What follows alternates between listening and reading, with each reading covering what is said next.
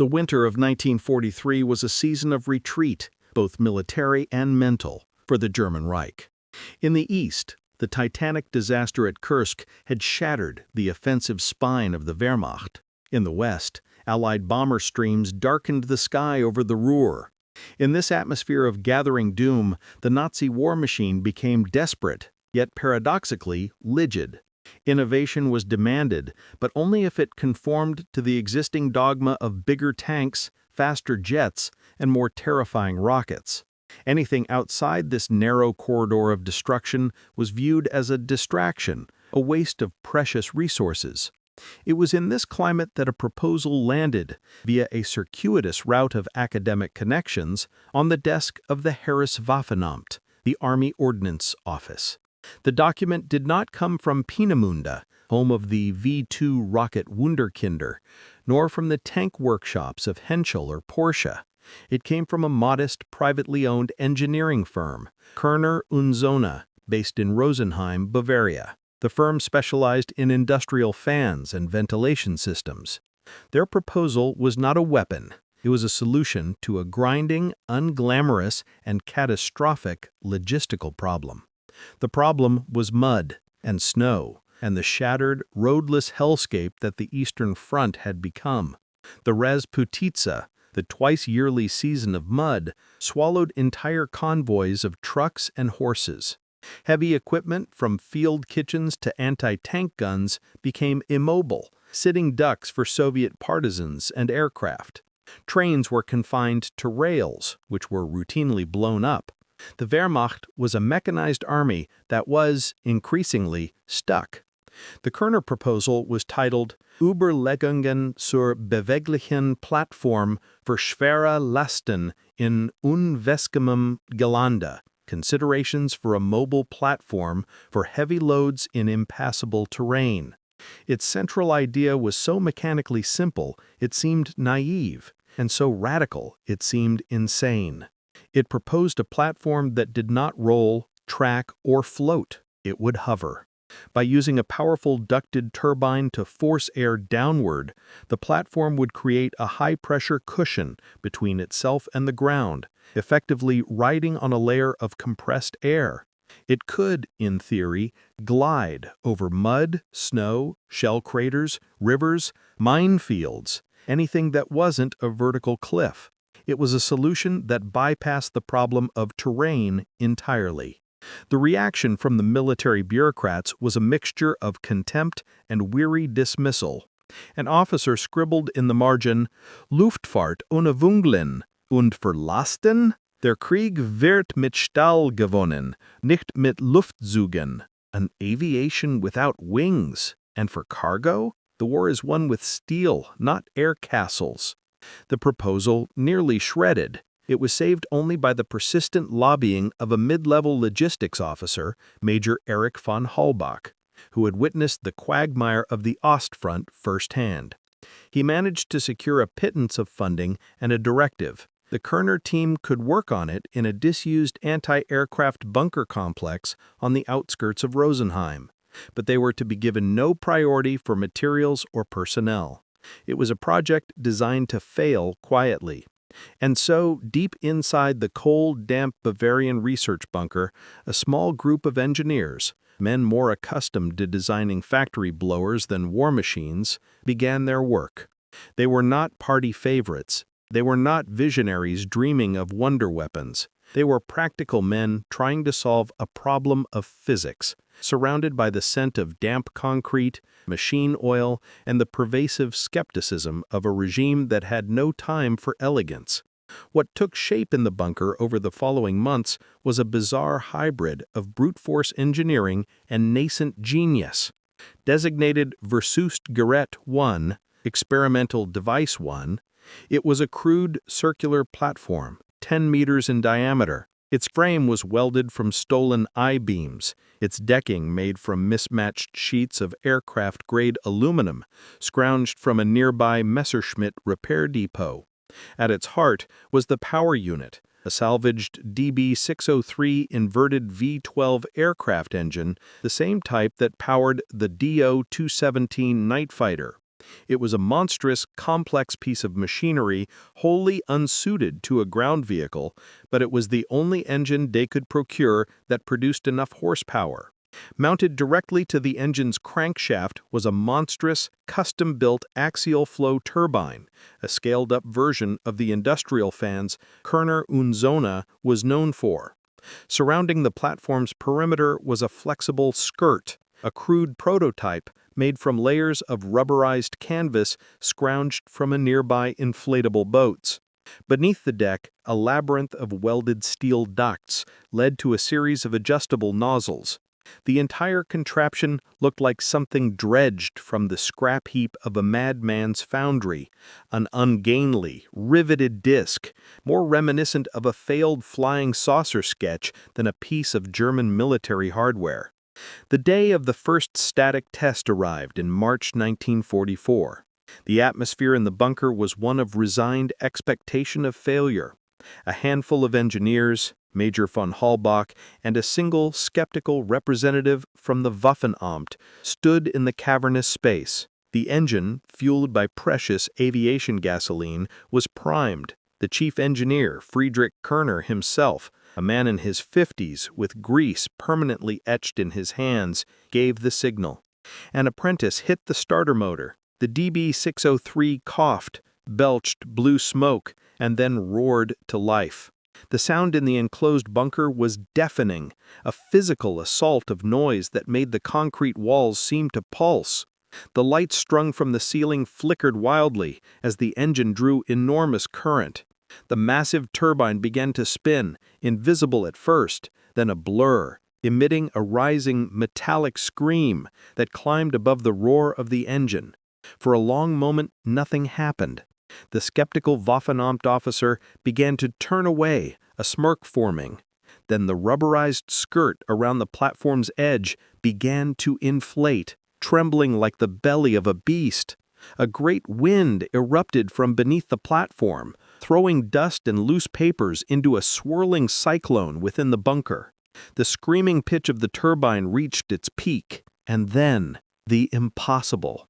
With a groaning shudder of metal, the entire 10-meter disc, weighing several tons, rose off the floor. Not a hesitant lift, not a wobbling hop. It ascended, smoothly, steadily, 1 meter, then 2. It hovered there, 3 meters in the air, suspended on a roaring, invisible column of violence. It wasn't flying. There was no aerodynamic lift, no wing, no rotor. It wasn't driving. Nothing touched the ground. The platform hung in a state of perfect, violent equilibrium. The floor beneath it vibrated with the focused downdraft, a hammer of air so potent it felt like standing near a vertical hurricane. Papers not caught in the vortex were pinned flat to the floor. The engineers stared, not at their creation, but at each other. Their faces, lit by the flickering bulbs and stained with sweat and oil, were masks of pure, unadulterated shock. They had believed in the math, in the fluid dynamics, in the careful pressure calculations. But belief in theory is one thing. Seeing several tons of steel and aluminum defying gravity, held aloft by nothing but engineered wind, was a different category of experience.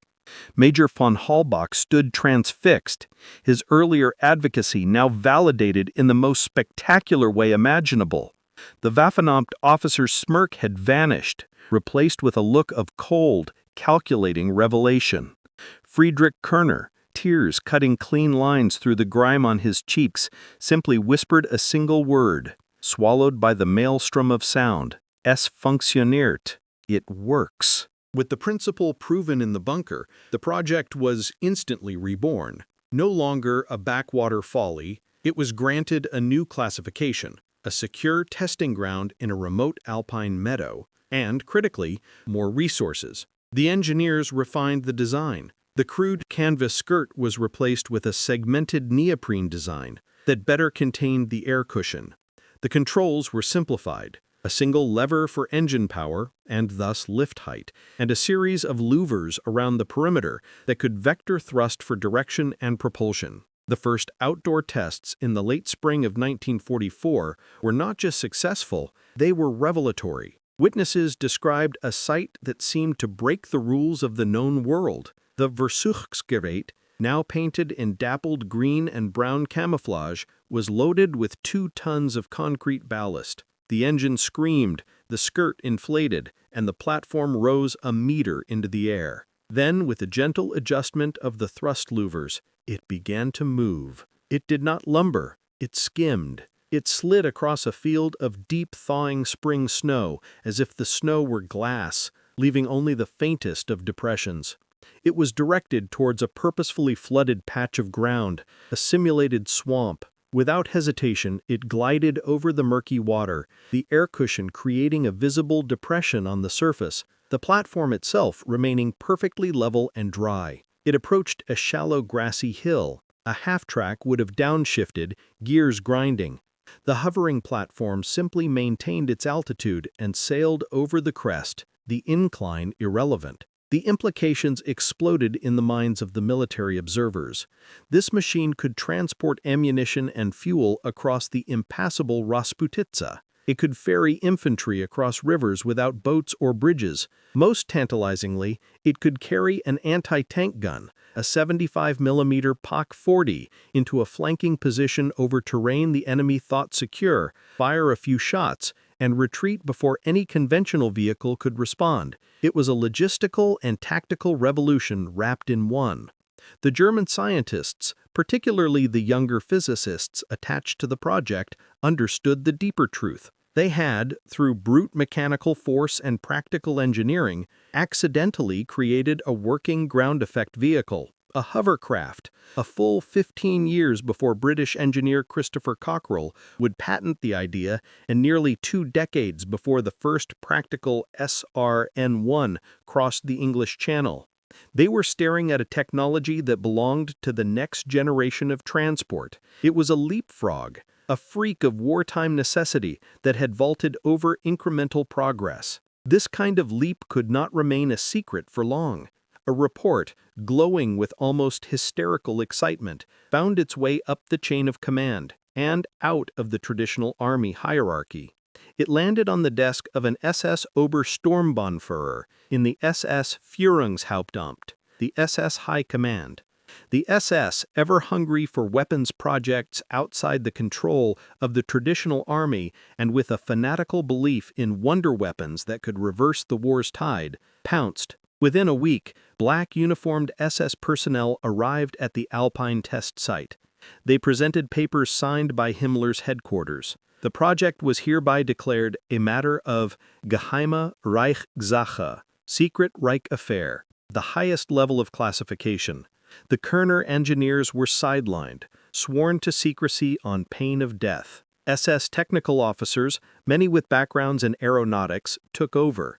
They gave the device a new ominous designation, fitting it into their portfolio of vengeance weapons, Versuchsgerät V7. The V stood for Vergeltung, retribution. Discussions began in earnest. Blueprints were drawn for larger variants, a 20-meter platform capable of carrying a Panzer IV tank. Proposals were drafted for armed versions, mounting rapid-fire anti-aircraft guns or even a battery of rocket launchers, becoming a terrifying all-terrain weapons platform. For a brief, feverish moment in the collapsing summer of 1944, it seemed the impossible machine might actually be thrust into the war.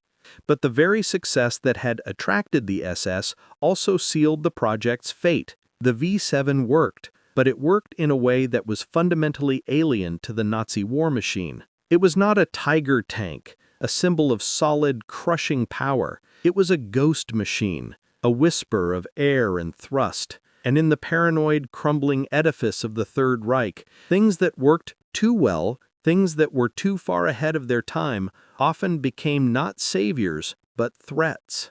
The V7, under SS management, entered a new and dangerous phase.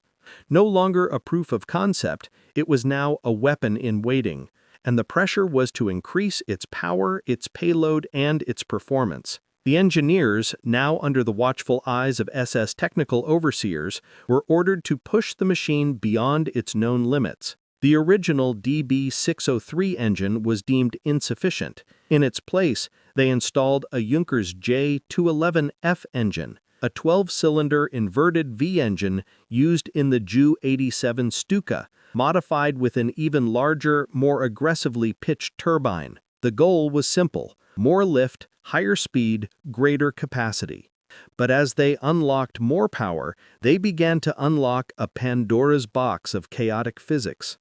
The V7 was no longer just a machine. It was a violent energy system whose interactions with the ground and the atmosphere were poorly understood. It had been born from the simple need to overcome mud, but now it was wrestling with the fundamental forces of fluid dynamics. At medium power, it was the graceful marvel they had first witnessed. It hovered with a gentle hum, a few centimeters off the ground, responsive and stable. At high power, it transformed into a capricious, earth-scouring monster. When the Junker engine screamed to its maximum RPM, the concentrated downdraft became a kinetic hammer. It didn't just press down, it scoured. On a test over a grassy field, the machine lifted to 2 meters. When it moved away, observers saw a perfect circular patch of bare, torn earth where the grass had been ripped out with the roots, as if a giant cookie cutter had been pressed into the soil. Loose gravel, tools, and debris left within the cushion's influence were not just blown aside. They were thrown meters into the air in a chaotic, swirling plume, becoming lethal shrapnel. Most alarmingly, the machine began generating violent, coherent vortex rings. These were donut-shaped tornadoes of air, spun off from the turbulent edge of the air cushion. They would roll outward with surprising speed and force, unseen until they hit something. During one test, 2 SS guards 30 meters away were suddenly and simultaneously knocked off their feet as if shoved by an invisible giant. They reported a sudden concussive pressure on their chests,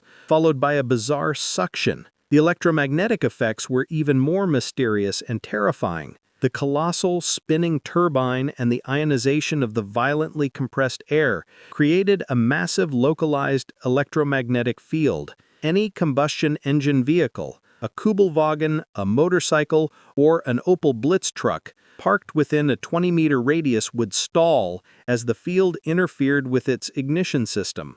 Radios within this bubble of distortion emitted only screeching static. During one demonstration near a makeshift airfield, a Fischler Stork observation plane, taxiing 200 meters away, experienced sudden severe flutter in its control surfaces, the ailerons and rudder vibrating as if gripped by an unseen hand. The pilot, a seasoned veteran, aborted the takeoff, pale and shaken. The machine didn't just move air, it distorted the local environment. It created a bubble of chaotic physics, a zone where the normal rules of mechanics and electromagnetism seemed to break down. It was as if they had built a machine that punched a hole into a more violent layer of reality. This dichotomy split the project's leadership. The SS loved the potential. They saw not a flawed vehicle, but a terrifying area denial weapon. Imagine deploying this on a battlefield. It could stall advancing tank columns, shut down enemy communications, and clear minefields simply by hovering over them and letting its downdraft detonate the charges. An SS Sturmbannführer famously sketched a concept of a Wirbelwindpanzer, a vortex wind tank, a fortified version meant to break up infantry assaults. The engineers, led by Friedrich Kerner, hated the danger. They saw a system spinning out of control. The vortex rings were unpredictable. The EM effects could disable the V7's own controls. The machine was horrifically loud, announcing its presence for miles. It gulped aviation fuel at an unsustainable rate. It was, in Kerner's private words, a solution that creates 10 new worlds. The final, fateful demonstration was scheduled for September 18, 1944. The purpose was twofold: to secure final approval for limited production of a militarized V-7A model and to silence the growing doubts of the engineers. The audience was high-ranking. 2 SS brigade Führers from the weapons office, a general from the ordnance department, and Albert Speer's personal technical liaison. The atmosphere was tense, a mix of wartime desperation and theatrical expectation. The war was going catastrophically badly. The V-7 was being sold as a miracle, and miracles cannot show doubt. The test was to be the ultimate display of power. The V-7, now fitted with a crude armored canopy and mountings for a machine gun, was positioned in the center of the large, remote test range. Its fuel tanks were full. The day was clear and still, perfect conditions, or so they thought. The order was given. The UMO engine coughed, then roared to its deafening apex. The machine rose, smoothly at first. 1 meter, 2. The engineers, monitoring from a reinforced concrete blockhouse, watched their gauges. The SS officers, standing at a safe distance of 50 meters, nodded approvingly. Then the lead engineer, under direct orders from the SS overseer, pushed the throttle past the previous red lines into an uncharted regime. Zeigen Sie ihnen die wahre Kraft, the overseer had said. Show them the true power. The V-7 responded. It surged upward, climbing to nearly 5 meters, far beyond its design limit and safe operating height. At this altitude, the air cushion became less stable, interacting violently with the ground vortex. The gentle hum became a shrieking, tearing wail. The vortex rings, once side effects, now became the main event. They peeled off the platform's edges with audible whoops, visible only as distortions in the air, like heat haze gone mad. Loose equipment, a workbench, fuel cans, a spare wheel, was plucked from the ground and hurled across the field. A junior technician who had stepped out of the blockhouse to get a better view was caught by the edge of a vortex. It knocked his feet out from under him and began to drag him, tumbling toward the maelstrom beneath the hovering disc. 2 other men lunged, grabbing his jacket, and hauled him back, his face white with terror. And then the cascade failure. A heavy wooden crate, containing spare engine parts and left too close to the test area, was skidding across the ground. It was caught in the inrushing airflow at the periphery of the machine's influence. Drawn inward like a leaf into a storm drain, it was suddenly and violently sucked into the turbine intake on the top of the platform. The sound was apocalyptic. A deafening, grinding, crunch-bang screech of disintegrating wood and metal. The finely balanced turbine blades, spinning at several thousand RPM, shattered instantly. The catastrophic imbalance tore the engine from its mounts. The physics of the hover collapsed. One side of the air cushion vanished. The 10-meter platform, now a dead, lopsided mass of metal, flipped sideways. It didn't fall, it was flung. Propelled by the residual, uncontained thrust from the intact side, the V-7 shot like a monstrous, skipping stone across the hard-packed earth of the test range. It carved a trench 30 meters long, throwing up a rooster tail of dirt and fragments. It slid with terrifying momentum directly towards a cluster of support vehicles and a fuel depot containing barrels of gasoline and diesel for the range's vehicles. There was no time to react. The massive tumbling disc of steel and aluminum slammed into the barrels at over 60 kilometers per hour. The explosion was not a single blast, but a rolling, fiery eruption that seemed to lift the earth itself. A fireball bloomed, orange and black, swallowing the wreckage. Secondary detonations followed as fuel barrels cooked off. The concussion wave knocked every observer, SS generals, engineers, guards, to the ground. The heat was felt on faces 100 meters away. Debris rained down for a full minute. When the smoke cleared, the scene was of utter devastation. The V-7 was unrecognizable, a twisted skeleton in the heart of a burning pit. 3 men, 2 SS guards who had been near the fuel depot, and a driver in his truck, were dead, vaporized or burned beyond recognition. 2 more were seriously injured by flying shrapnel. Every officer watching was more than stunned.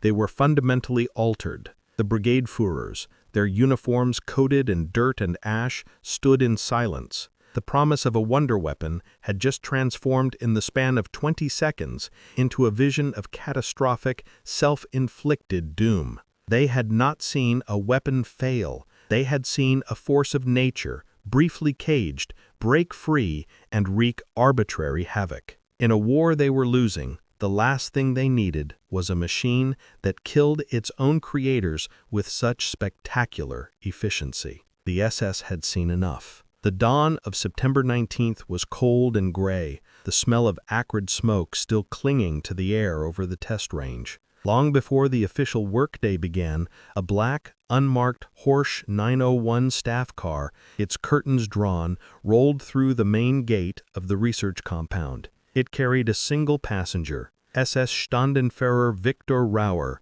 a man known within the innermost circles of the SS Verwaltungshauptamt as a problem solver. His briefcase contained no engineering reports, but only a single sheet of paper bearing the eagle and swastika letterhead of the Reichsführer SS. He summoned the project's senior SS overseer and Friedrich Korner to the now empty administration building. The atmosphere was frigid. Rauer did not sit. He placed the briefcase on a desk, clicked it open, and laid the directive flat. He did not read it aloud. Its content was meant to be absorbed in silence. It was brief, unambiguous, and final. Anordnung 77 Sonder. Project V7 is terminated with immediate effect. All prototypes, components, and associated materials are to be rendered permanently inoperable and destroyed. All documentation, including design notes, blueprints, test logs, and photographic evidence, is to be eliminated. This device and all knowledge of its principles must not fall into enemy hands under any circumstances. Oversight, SS Standenführer Rauer. Authority, RF, SS. Korner, his face still smudged with soot from the previous day's fire, felt a surge of desperate, irrational protest. Herr Standenführer, the principle, it works. The instability can be engineered out. This could revolutionize transport after the war. Rauer turned his pale, emotionless eyes on the engineer. There is no after the war for this device, he stated flatly. A machine that cannot be controlled is not a weapon. It is a liability. It is a risk to our own forces and a potential gift to the enemy. Its very existence is now a security breach. The engineer's arguments about future potential meant nothing. The SS calculus was brutally simple. The V7 was too powerful to be trusted, too unpredictable to be fielded, and too valuable to be captured. In the hands of the advancing Allies or Soviets, even the flawed prototype could point their scientists in a direction the Nazis had pioneered. In the paranoid final year of the war, erasure was the only safe option. The order was carried out with the brutal, meticulous efficiency for which the SS was famed. There was no ceremony, no final study. The destruction began that afternoon. Blowtorches hissed to life, their blue flames slicing through the aluminum skin and steel frame of the two existing prototypes, the original and a half-completed second model. They were not disassembled for study. They were butchered into unrecognizable scrap. The precious Umo engine was battered with sledgehammers until its block cracked. In the drafting room, blueprints and schematics were pulled from cabinets and fed into a shredder. The paper strips then gathered and burned. Logbooks, filled with months of painstaking data on lift coefficients, engine performance, and failure analyses, were tossed into oil drums set ablaze in the compound yard, the pages curling into black ash. Most tragically, the photographic evidence, stills and even a few seconds of grainy film footage showing the V7 in flight, was collected from the lab. The celluloid was sliced into confetti and burned. The cameras themselves were dismantled. SS men supervised every step, ensuring no screw, no notebook page, no lens survived. By nightfall, the workshop stood empty. The test range was scarred and silent. The engineers, including Friedrich Korner, were dismissed with a final chilling warning To speak of the V7 was to invoke treason, and the penalty for treason was death for them and their families. They were transferred to unrelated, menial war work. The Allied advance in the spring of 1945 was not a march. It was an autopsy on a continental scale. In Bavaria, the picturesque landscape became a forensic grid.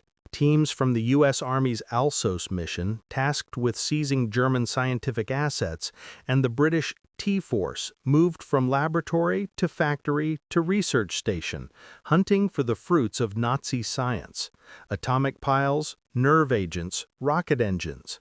Their target lists were compiled from interrogations, captured documents, and the whispers of defectors. The abandoned research compound near Rosenheim was a low-priority entry, filed under Suspected Aerodynamic Testing Site.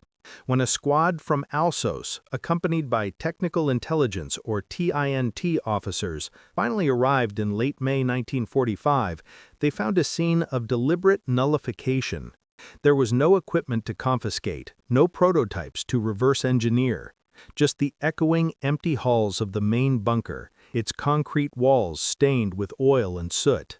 Outside, the most telling evidence was the crater, a blackened, shallow depression where the fuel depot had been, still smelling of burned chemicals and melted earth. Scattered around its edges were a few warped pieces of metal, twisted aluminum struts that could have been from anything, fragments of steel plating buckled by tremendous heat, and the cracked ceramic remains of what might have been an insulator. It was the archaeological footprint of an explosion, nothing more. They rounded up the few remaining personnel: janitors, a cook, a junior clerk who had been left behind. Their stories were perfectly aligned and utterly useless. An accident, a fuel fire, something to do with an engine test. The scientists and senior engineers were gone, evacuated east in the final chaotic weeks, or simply vanished into the disintegrating German countryside. The interrogations of the handful of lower-level technicians they did locate were exercises in profound, palpable fear. These were not men protecting a secret out of loyalty to a dead Reich. Their terror was personal, immediate. One man, a machinist named Hoffner, broke into a cold sweat when shown a photograph of the test range. He repeated, like a mantra, "Ich weiß nichts. Es war nur ein Motor. Es explodierte." I know nothing. It was just an engine. It exploded. His eyes darted to the door as if expecting someone.